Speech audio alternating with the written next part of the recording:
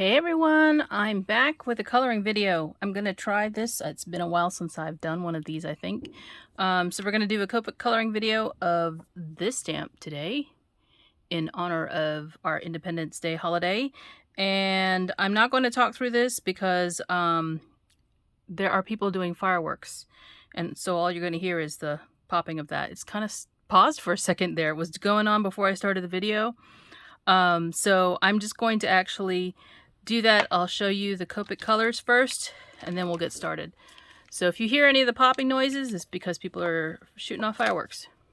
So because it has the Statue of Liberty in the stamp, I went with some, hopefully I'll get some verdigris out of this color here.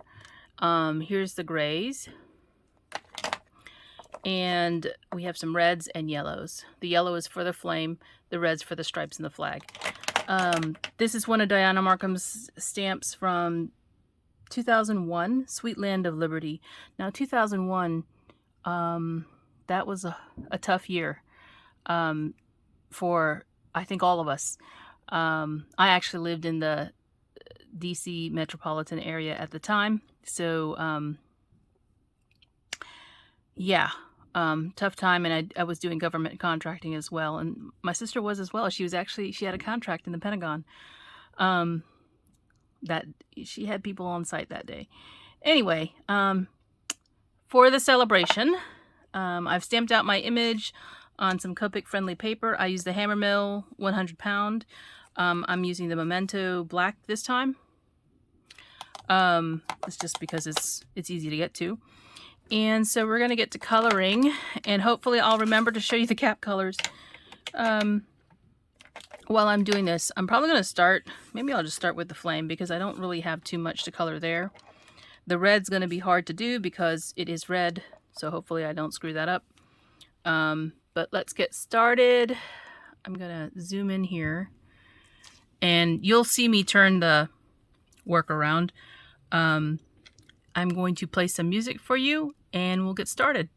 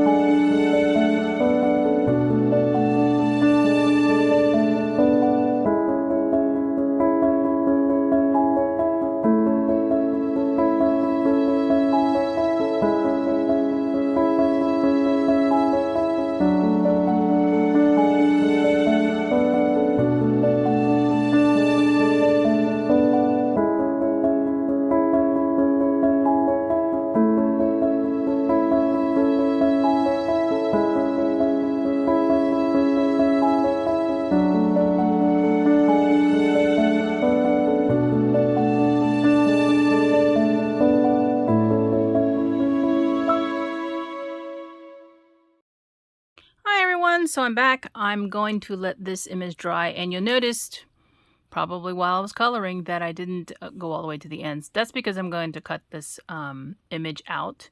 So it's just a rectangular piece, and it'll cut off the part of the coloring that, you know, isn't so desirable. And the other thing that I'm doing is letting this dry a little bit, because you can see the words Sweet Land of Liberty are very glossy, and that's because I've used my glaze pen on the letters. After I Copic colored it, because you don't want your Copics to pick up this stuff, I traced the letters with the glaze pen because I thought it would help the letters pop, honestly. That's why I did it. So I'm letting that dry. In the meantime, I'm going to show you a card and a little embellishment that I got in the mail today. This is from a crafty friend, and I'll let her name be anonymous. You guys might be able to figure out who it is, but it's a really cute card for the 4th of July. Thought I'd go ahead and share that since I'm sharing this video. And it's a trifold card. The size of the card is not your standard size. It's 1, 2, 3, 4 1/4 by 1, 2, 3 3/4. So that's the size of the actual card, but then when you unfold it, because it's a trifold, you've got these really fun stars on the layers. So thank you, my friend, for thinking of me. And she sent me this little embellishment, which is super cute. She probably hand cut all of this stuff and did all the lettering herself, because that's the kind of crafter she is. And it's so cute because it's got a little clothespin on the back. See, I can put this on my inspiration board easily because it's got the paper clothespin. And also, she had wrapped it all up in this really cute paper bag that I cut along the bottom to get into, because it was also in a plastic bag. I had already seen Anna's video. She had shared it as well, and to avoid any problems, I did that off camera so you wouldn't see me doing it, but I cut the bottom so I could keep the top intact, and I can, you know, obviously display these two things together because they're really cute, actually. Keep that topper and also the card. But thank you so much to my friend. I thought I'd just take a break from coloring the sweet images that came out this month from Diana Markham to color this Diana Markham stamp, which is kind of interesting. But yeah, a lot of memories. I have yet to go to the Statue of Liberty. I've seen it from a distance many times because I used to have family that lived in Jersey City, so we would always go to New York City to walk around and tour. So yet to be inside of the statue, I should say, or out to the island. Interestingly enough, though, my husband's grandmother, who is Italian, actually immigrated through Ellis Island when she came to the States. She was from Italy, and the story is that her husband said, "Anybody want to go to America?" And she said, "Yes, me." So they came through Ellis Island and they settled in Philadelphia for a long time. So anyway, I hope you enjoy this video. I'll be back to share the finished card, or actually the making of, we'll see. And I'll talk to you soon. Bye for now. Hey everyone, so I'm back with the finished card to share with you all. So I'll show you the items that I used to actually make my card, besides the Copics themselves. And so yeah, let's get started. Sorry, this is a long video. These two dies I used from Paper Tray, actually there's 3 of them. 3 dies from Paper Tray ink. This Border Bling Twinkle, and it only cuts out the star frame here. It doesn't cut out the frame itself. This cuts out the frame. And then you set this inside of the paper frame that's created, and you die cut the stars. So you can have a plain one, or you can have one that has stars. But they do have a whole collection of different things. So I use those. I use the second to the smallest die out of this Love to Layer Torn Edges. I love this set. Very handy to have.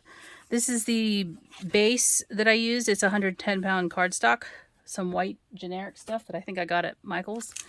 Some, what do you call these? Bling. And I use the gold yellow ones here. And then I use this Tailored Expressions Blueberry cardstock. This is a perfect blue if you are looking for something for a flag. And that's kind of what I went with. So let me move these out of the way. You can see, oh, there's lots of little blue stars on my desk. I don't need blue stars, I need white stars. So here's my card. And so you can see I added those little yellow blings on here. My layer for the torn edges here is actually the die cut, and it's popped up. So I actually have it a little bit off the base of the card. It covers up the hole that's made in the center part from the frame. So it just looks like it's a panel of white stars with the blue in it. So you kind of can see there's kind of the illusion of a flag since I colored the flag in the background with the red and white stripes. And I thought the card just needed the yellow, the pop of yellow brought back in. So to bring your eye across your card, I added the little bling embellishments. And I love how it turned out. Now I will say that if you, in case you're wondering, I did add some other grays in here. The C3, which is a cool gray, I added in parts of the Statue of Liberty because she is cool colored as opposed to a warm color. So I used this C3 for some of the shadowing effects inside of her body because I went back and added that.